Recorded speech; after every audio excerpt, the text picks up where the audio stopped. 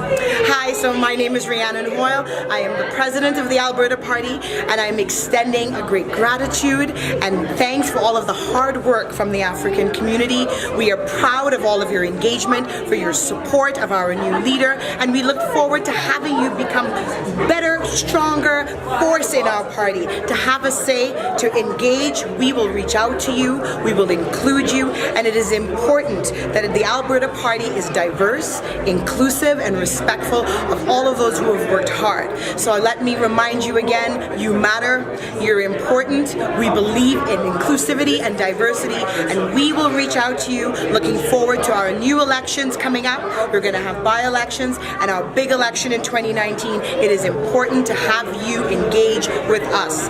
We look forward to you joining us in the future. Thank you.